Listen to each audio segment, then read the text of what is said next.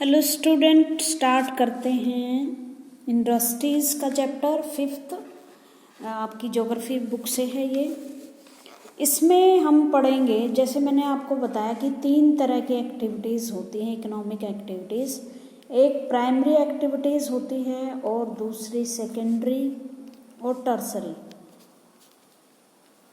ये हम पिछली वीडियो में डिस्कस कर चुके हैं। जो प्राइमरी इकोनॉमिक एक्टिविटीज़ होती हैं वो एग्रीकल्चर से रिलेटेड होती हैं। जो सीधा प्रोडक्शन होता है ना, जिसको हम सीधे प्रयोग करते हैं, जैसे एग्रीकल्चर है, डेयरी फार्मिंग है, या प्लांट से जो चीज़ें हमें सीधे मिलती हैं, वो प्राइमरी एक्टिविटीज़ होती है, प्राथमिक क्रियाएं। इस प्राइमरी बेस पे जो उद्योग लगते हैं, मान लो कपास से कपड़ा बनता है, चावल से सूजी वगैरह बनती है, जो भी पिज़्ज़ा वगैरह बनता है, या उसके बाद जूस वगैरह बनते हैं फ्रूट से, वो सेकेंडरी एक्टिविटीज़ में आते हैं। टर्सरी एक्टिविटीज़ में वो होते हैं उसकी सप्लाई कैसे होती है, और जो चीज़ें सप्लाई में काम आती हैं, दुकानें हैं, नेटवर्क है, यातायात के संसाधन है, टेलीफोन्स हैं, ये टर्सरी एक्टिविटीज़ में आते हैं। और आजकल सबसे ज़्यादा कमाई टर्सरी एक्टिविटीज़ में ही भारत की होती है, या वर्ल्ड की लगभग देशों की कमाई जो है सप्लाई चेन या टर्सरी एक्टिविटीज़ जो भी हैं, दूसरी चीज़ें उनसे आती हैं। खेती आप पढ़ चुके हो 4th चैप्टर में। अब हम इंडस्ट्रीज पढ़ेंगे। Have you ever given a thought to the fact that the notebook you use for writing has come to you after a long process of manufacturing? जो किताब आप पढ़ रहे हो, जो बुक का पृष्ठ होता है जिसे आप पढ़ते हैं, वो बहुत सारी प्रोसेस के द्वारा आपके पास आता है। जैसे कोई एक पेड़ होता है, उसको काटा जाता है, उसकी छाल उतारी जाती है, फिर उस उद्योगों में भेजा जाता है। उद्योगों में एक लंबी प्रोसेसिंग के बाद उसका मैन्युफैक्चरिंग होता है। मैन्युफैक्चरिंग मैंने कोई वस्तु का निर्माण होता है। It start its life as part of a tree. एक ट्री से लाइफ स्टार्ट होती है। इट वाज कट डाउन, इसे काटा जाता है, transport to the pulp mill, और उसे कागज की मिल पे लाया जाता है। There the wood of the tree was processed and converted into wood pulp. उसके बाद जो लकड़ी होती है उसको वुड प्लप में ढाला जाता है, प्रोसेस किया जाता है। उसके बाद जो वुड प्लप होता है वाज मिक्सड विद केमिकल्स, उसमें केमिकल डाले जाते हैं। And finally changed into paper by machine, और मशीन के द्वारा पेपर बना दिए जाते हैं। तो इस तरह से जो आप बुक्स वगैरह यूज करते हैं, कागज़ का कम प्रयोग किया करो बच्चों, क्योंकि जितना कागज़ का आप रद्दी बना के प्रयोग करोगे उतनी ही पेड़ ज़्यादा कटेंगे। This paper found its way to the press where ink made from chemicals was used to print the lines of the pages. उसके बाद यही पेपर कहाँ जाता है? जो प्रिंटिंग प्रेस होती है उसमें जाती है। वहाँ इंक बनती है केमिकल डाल के, और उस पर मशीनों से छपाई होती है उसका पेजेस की। जैसे न्यूज़पेपर आता है ना आपका, ये इस पेजेस पे were the bound in the form of A notebook. उसके बाद जब ऐसी भी शेप देनी हो उसको, बुक अगर छापनी है तो बुक का शेप दे दो, नोटबुक छापनी है तो नोटबुक कॉपी का शेप दे दो, और उसके बाद अगर न्यूज़पेपर उन पे छापने हैं तो उस पर खबरें छाप दो।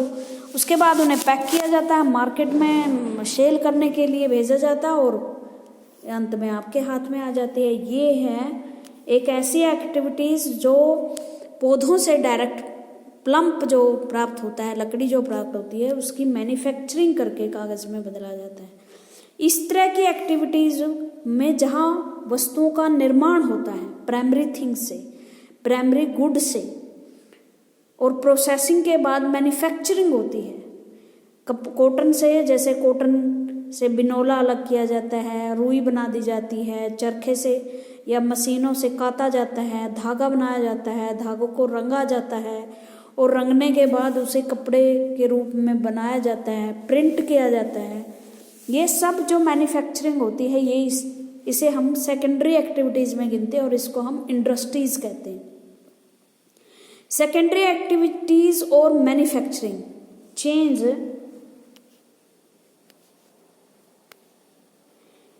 Raw material into product of more value to the people. देखो इसका क्या काम है सेकेंडरी एक्टिविटीज का। उसका काम है कि जो रॉ मटेरियल था, कच्चा माल था, कच्चे माल के रूप में मान लो कोई फ्रूट था या कॉटन थी, शहद था, उसको किसी चीज में बदलना, किसी गुड्स में बदलना, जिससे उसकी वैल्यूज और बढ़ जाती है। जैसे देखो कपास की एक गांठ या एक जो क्विंटल होता है वो 4-5 हज़ार रुपए का बिकता है, लेकिन एक क्विंटल से कपड़े तैयार होते हैं 50 लाख तक के। तो कपड़े की जो कपास की कीमत है कपड़ा बनने के बाद बहुत ज़्यादा बढ़ जाती है, तो ये वैल्यूएबल हो जाता है। As you have seen, pulp was changed into paper and paper into a notebook. These represent the two stages of the manufacturing process. जिस तरह से आपने देखा कि जो पेपर पहले लकड़ी थी, लकड़ी को पल्प में बदला गया, पल्प को पेपर में बदला गया और पेपर को नोटबुक में बदला गया। तो इस तरह की जो स्टेज होती हैं वो मैन्युफैक्चरिंग प्रोसेस होती है, जिससे जो पेड़ था उससे बहुत सारी नोट्सबुक तैयार हुई और वो एक वैल्यूएबल थिंग्स बन गया। The paper made from pulp and clothes made from cotton have had value added to them at each stage of the manufacturing process। और जितनी प्रोसेस होती जाएगी ना किसी भी चीज़ की, उसकी वैल्यू बढ़ती जाएगी। इन दिस वे, जैसे पहले कॉटन थी, कॉटन से रुई अलग हो गई और बिनोला अलग हो गया, तो रुई की वैल्यू कॉटन से ज़्यादा हो गई, कपास से ज़्यादा हो गई।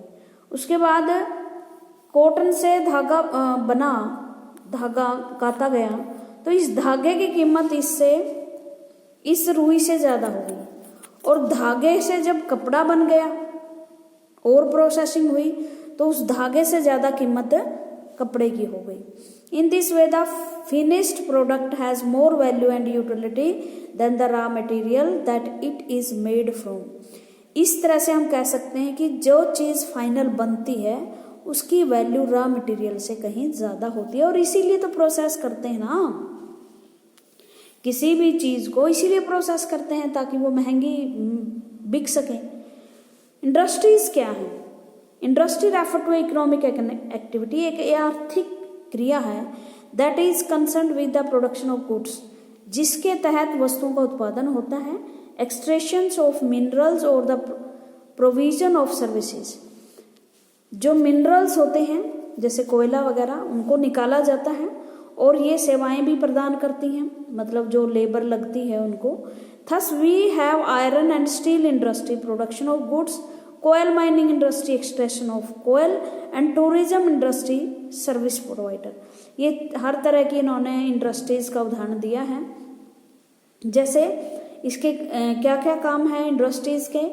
एक तो ये वस्तुओं का उत्पादन करते हैं, दूसरी ये खनिज पदार्थों का दोहन करते हैं जैसे कोयला निकालना, और उसके बाद टूरिज्म इंडस्ट्री के द्वारा सर्विस प्रोवाइड करती हैं, सेवाएं देती हैं कि हम आपको बस के द्वारा इतने रुपए में हिमाचल घुमा देंगे, आपको इस होटल में ठहरा देंगे। ये सर्विस भी प्रोवाइड करती है इंडस्ट्री, जिसे टूरिज्म इंडस्ट्रीज कहते हैं। अब हम देखते हैं कि कितनी तरह की इंडस्ट्रीज हैं। Industries can be classified on the basis of raw material. हम इंडस्ट्रीज को कच्चे माल के आधार पर डिफाइन करते हैं कि कितने प्रकार की है, और दूसरा एक है साइज, इनका छोटी या बड़ी स्मॉल, और दूसरी है ओनरशिप। देखो जैसे एक इंडस्ट्री का साइज है, जैसे हमारे यहाँ बकोरो या बड़े बड़े दुर्गा भिलाई जैसे कारखाने स्टील के, उनकी जो साइज है वो इतना है कि 2-2, 3-3 हज़ार बंदे वहाँ काम करते हैं, 5-5 हज़ार बंदे काम करते हैं वहाँ। तो इस तरह के जो साइज वाली इंडस्ट्री होती है वो बड़े साइज की होती हैं। स्मॉल जैसे आपके गांव में आप देखोगे कटोर उद्योग हैं जिनमें छोटे एक व्यक्ति भी काम करता है, तो वो स्मॉल इंडस्ट्रीज होती हैं। 10-12 जहाँ लेबर काम कर रहे हैं वो मीडियम साइज की इंडस्ट्रीज होती हैं। ओनरशिप जैसे प्राइवेट है इंडस्ट्री, सरकारी है या लिमिटेड है, मतलब प्राइवेट और सरकारी दोनों हैं। तो इस तरह की ओनरशिप के आधार पर भी मालिकाना हक किसका कितना है।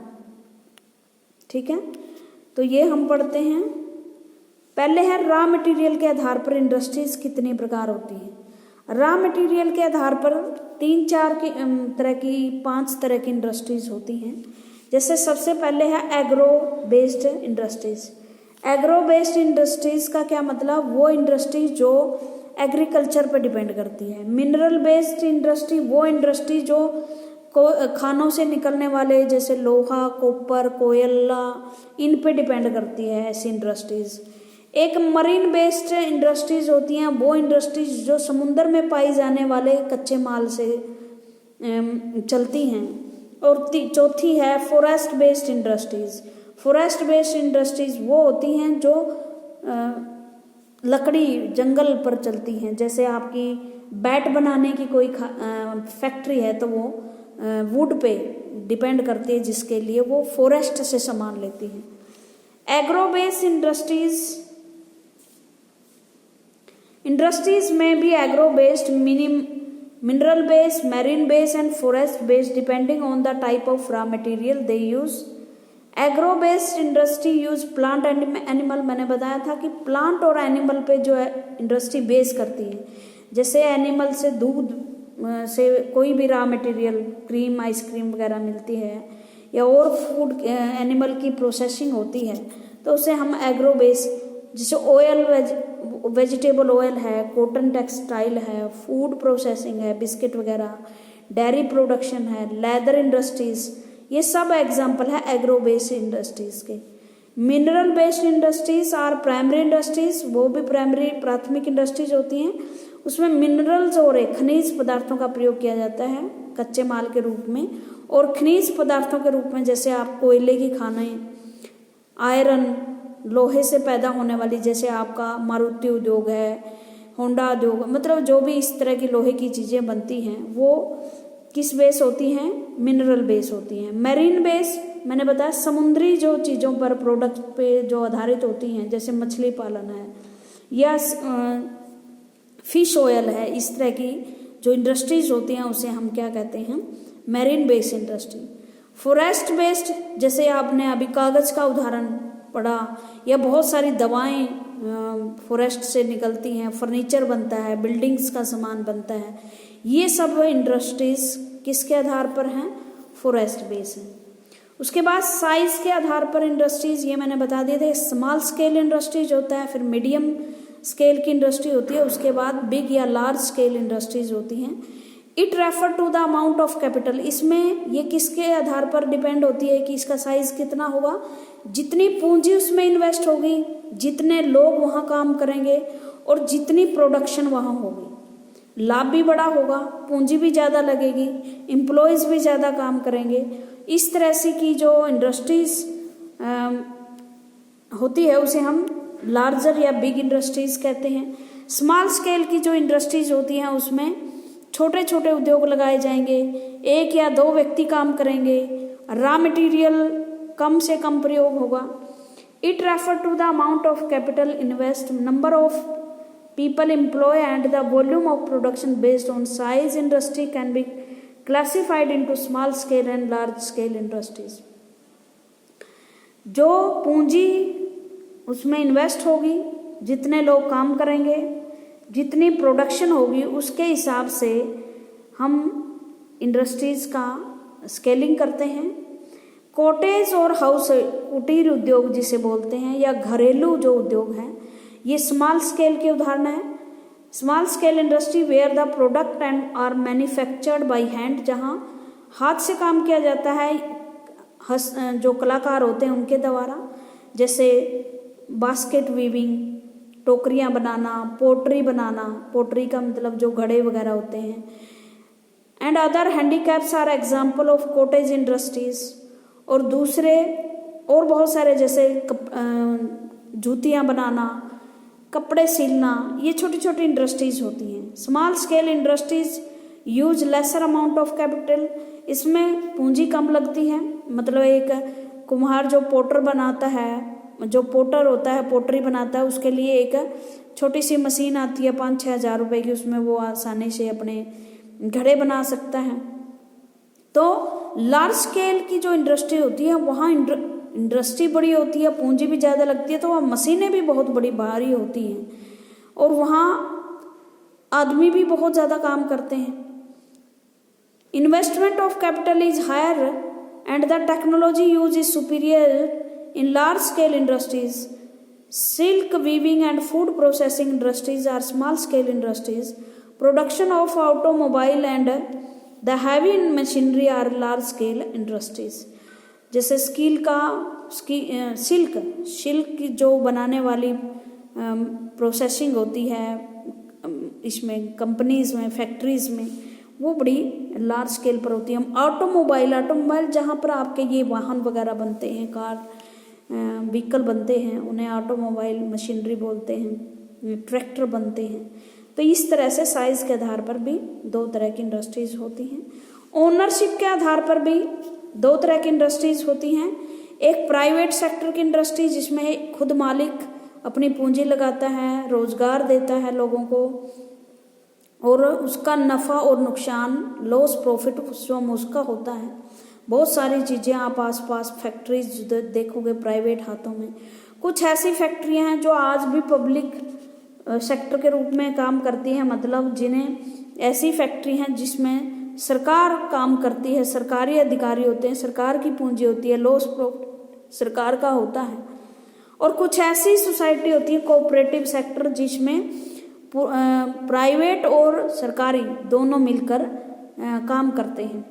कुछ शेयर होल्डर प्राइवेट का होता है, कुछ सरकारी हिस्सा होता है। ठीक है, आज के लिए इतना ही। Thank you very much.